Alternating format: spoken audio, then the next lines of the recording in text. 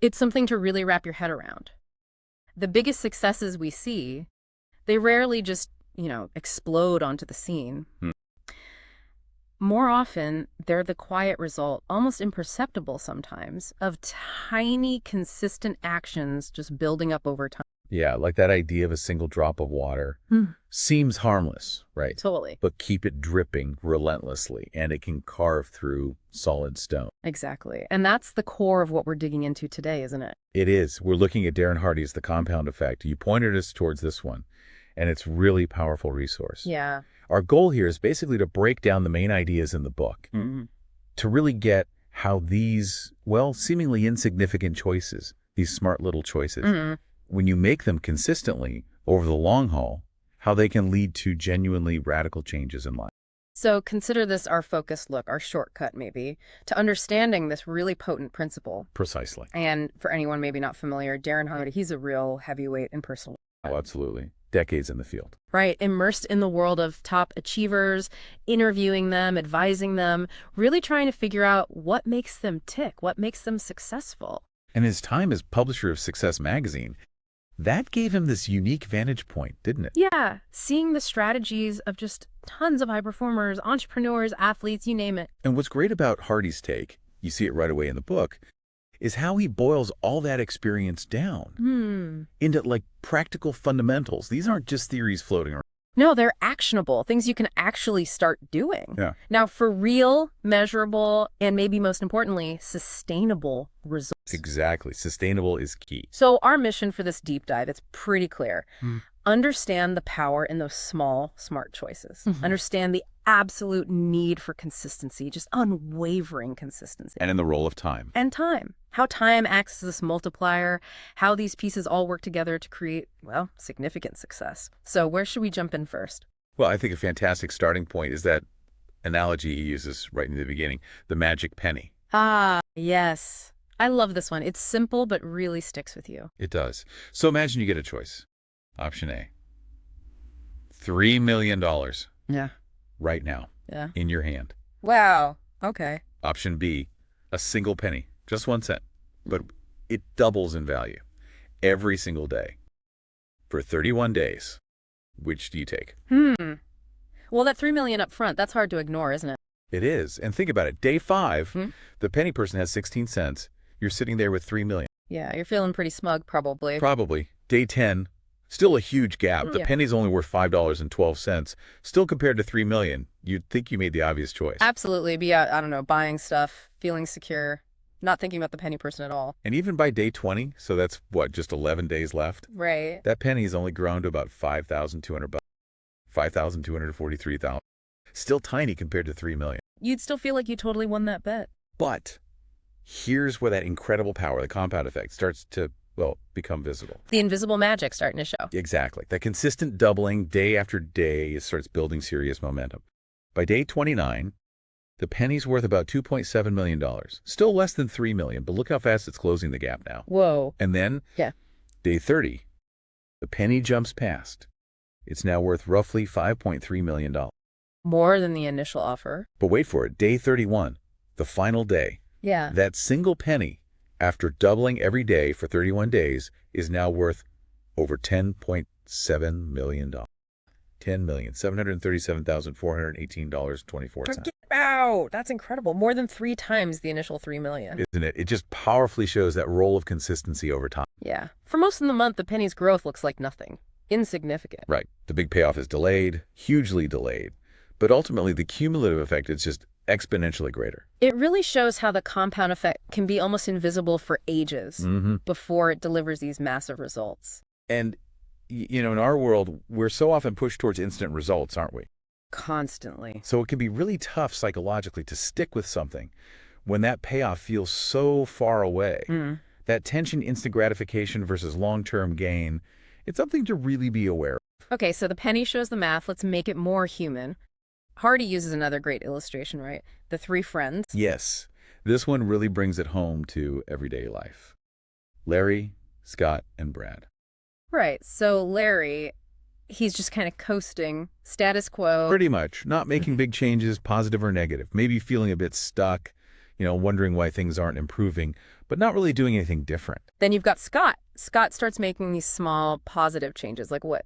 Tiny things, really. Uh, Reading just 10 pages of a good book each day okay. Manageable? and listening to maybe 30 minutes of something educational or inspiring during his commute. Mhm. Again, small commitment. And then there's Brad. He goes the other way also with small choices. Right. Buys a big new TV, gets really into his shows, starts trying out richer recipes he sees on, like, the Food Network, Comfort food.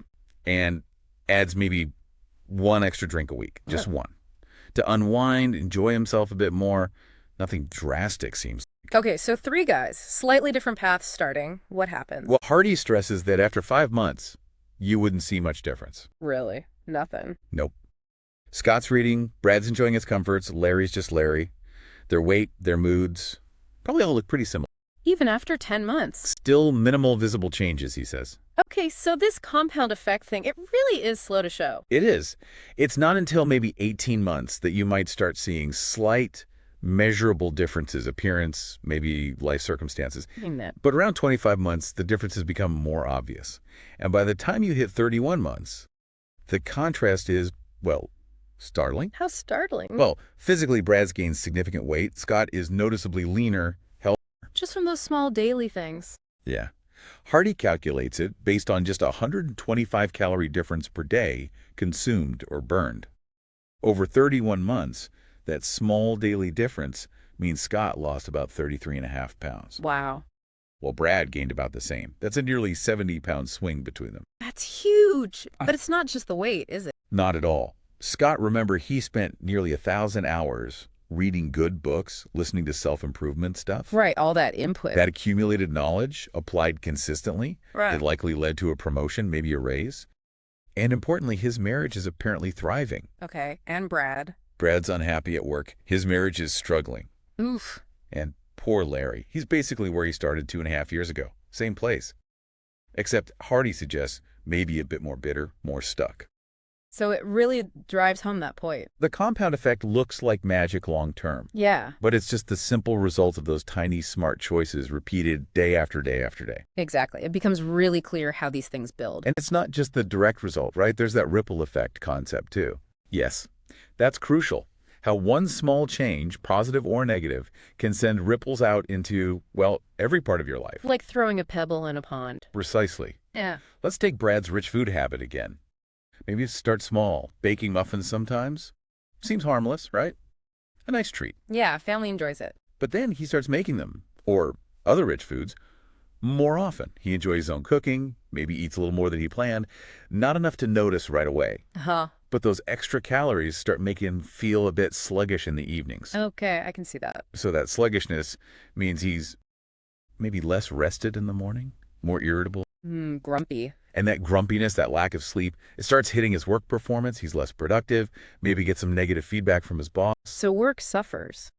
Finishing the day feeling kind of unfulfilled, low energy.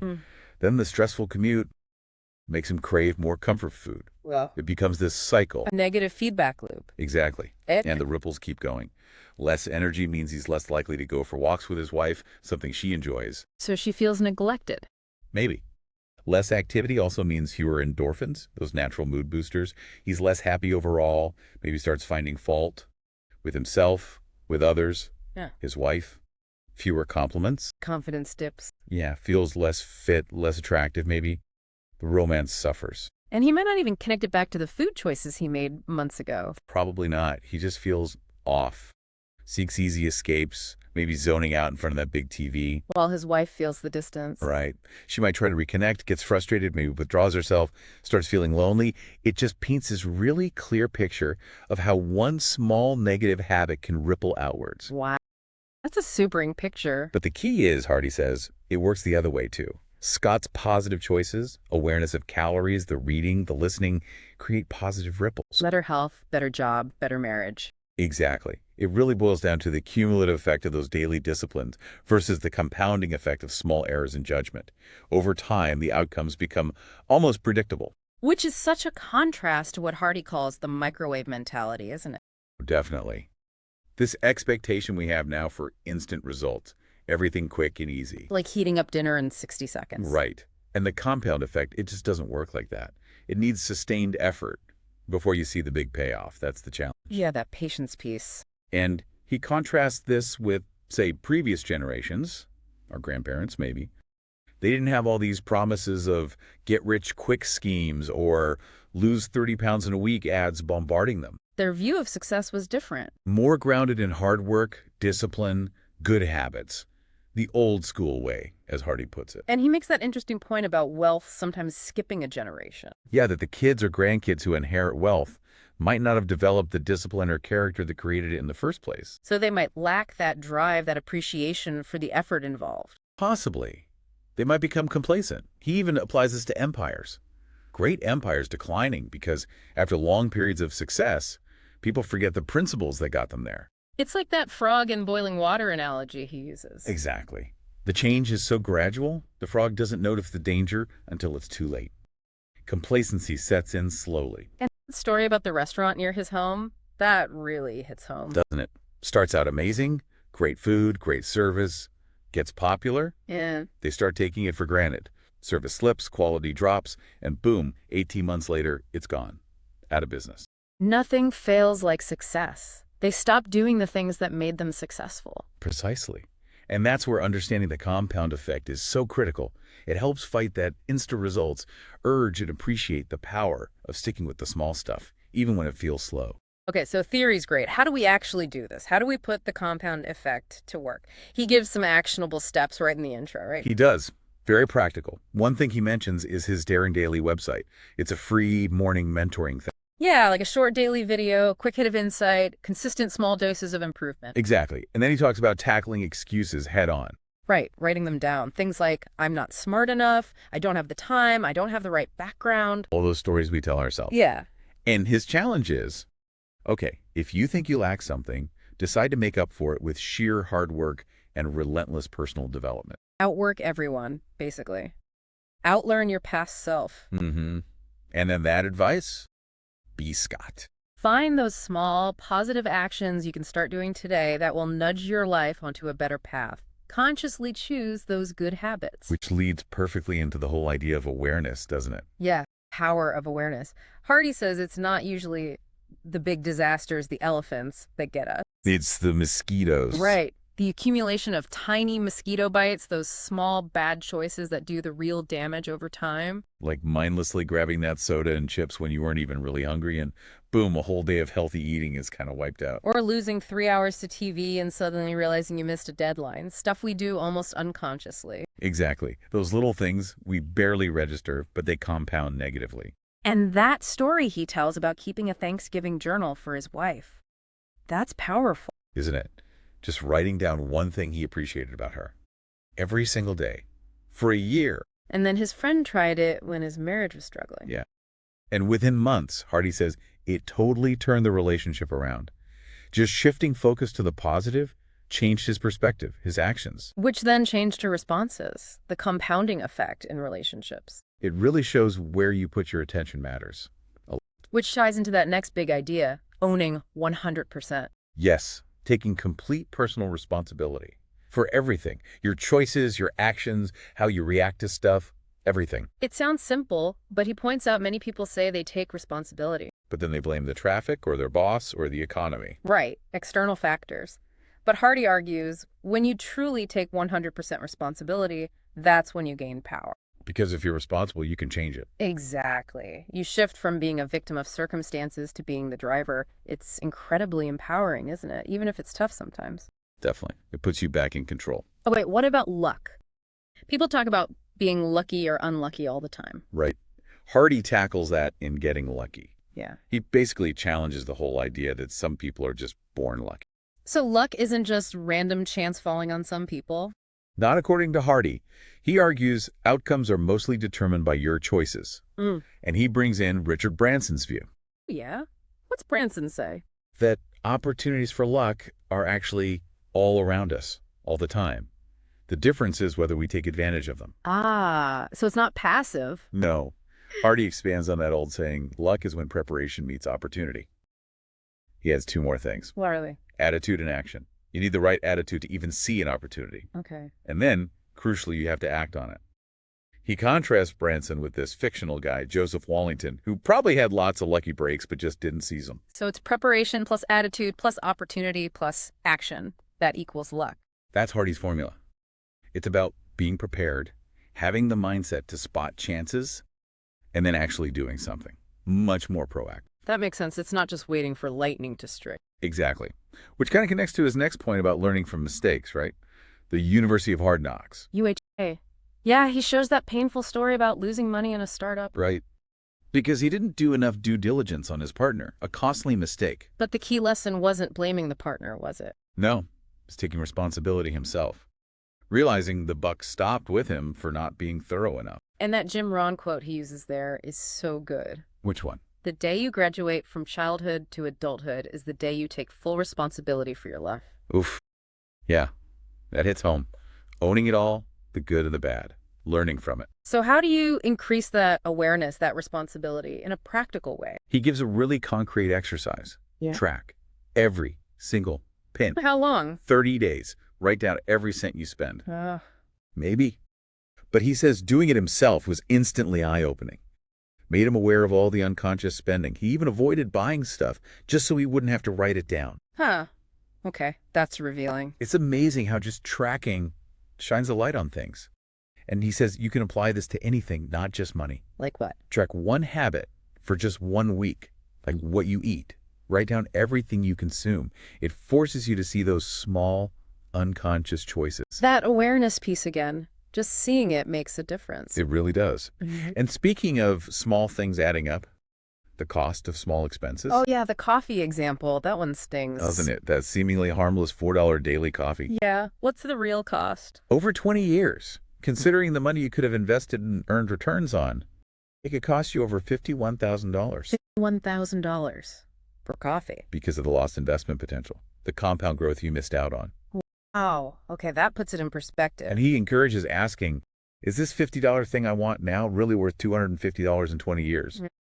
Thinking about the future value. That definitely makes you pause before those impulse buys, especially at places like Costco or whatever. Right. You start thinking differently about small, regular expenses. Okay, so small negative choices compound badly.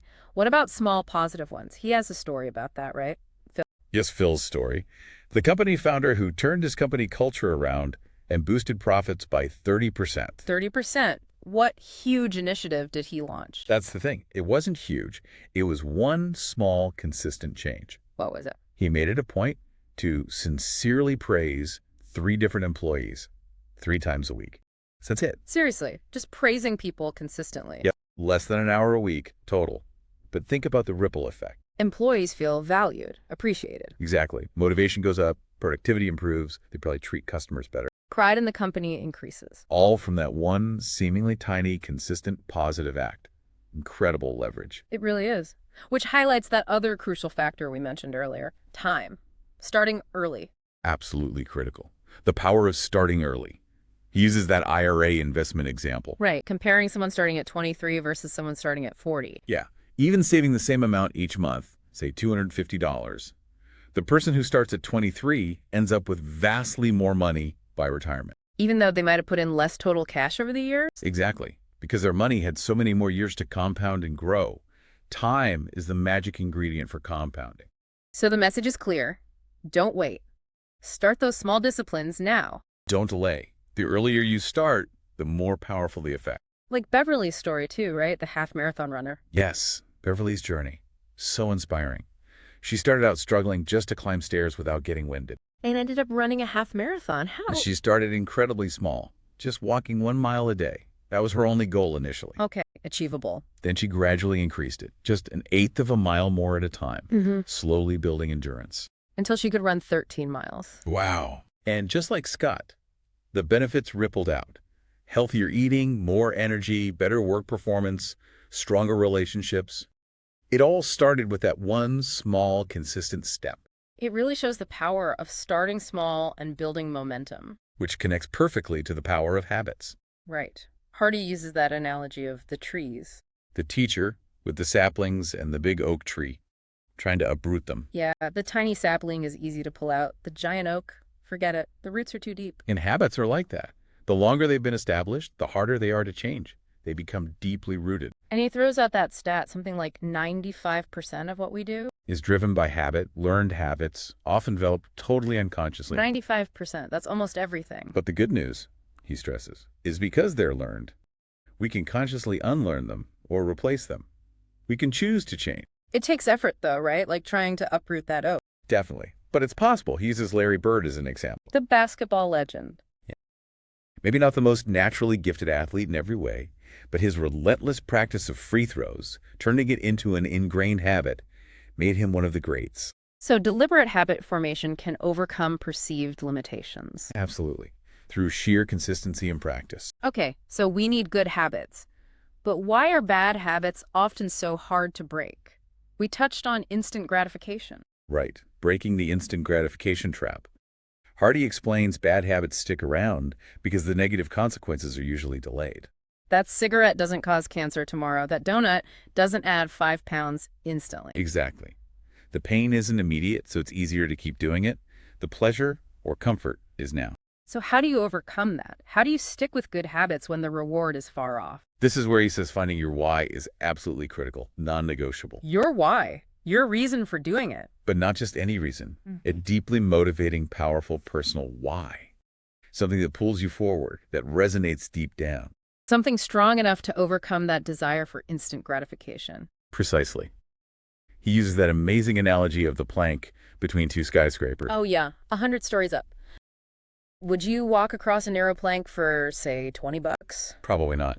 Too risky. But what if your child was on the other building and it was on fire? You wouldn't even hesitate. You'd be across that plank in a second. Right. The physical risk is the same, but your why is infinitely stronger. That's the kind of power you need behind your goals. And he quotes Tony Robbins too, right? About achievement versus fulfillment. Yes. Saying achievement without fulfillment is the ultimate failure. True fulfillment needs that deeper purpose, that connection to your why. So your why power, as Hardy calls it, connects to your core values, like an internal compass. Exactly. It guides you, keeps you on track when things get tough or boring. And motivation, finding that why, it doesn't always have to be positive and aspirational, does it? No, that's his point in finding your fight. Motivation can come from what you want, sure, but also from what you don't want, what you hate even. Like avoiding illness or fighting against injustice or just hating the feeling of being stuck. Yeah. Sometimes having an enemy, whether it's a situation, a limiting belief, or even proving doubters wrong, can be incredibly motivating. He mentions David versus Goliath, right? And how some people feel guilty about being motivated by, say, proving someone wrong. Right. But Hardy says, look, as long as your actions are ethical and legal, who cares where the motivation comes from? What matters is that it works for you, that it fuels you. He gives examples like Pete Carroll feeling like a little dink needing to fight. Or Anthony Hopkins using anger at being belittled to fuel his acting career. It's about channeling that energy, whatever its source. Okay, so you've got your motivation, your why. What's next? Goals. Absolutely. The importance of goals. He mentions his mentor, Paul J. Meyer, and his quote. Something about clearly defined goals being essential for progress. Yeah, that you can't make progress without them. Hardy argues that the ability to set and achieve goals is just fundamental to creating abundance in life. How does he say goal setting actually works? Is it just wishful thinking? No. He says it's very practical. Basically, you tend to see and get what you look for. What you focus on expands. So setting a clear goal makes your brain start noticing things related to it. Exactly.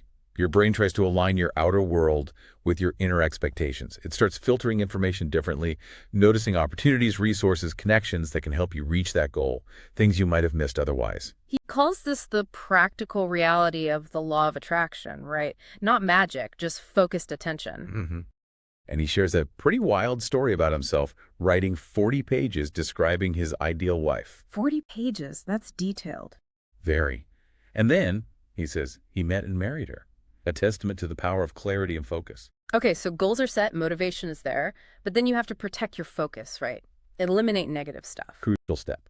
Eliminating negative influences. Starting with your mental input. Garbage in, garbage out. Like constant negative news, mind-numbing TV. Exactly.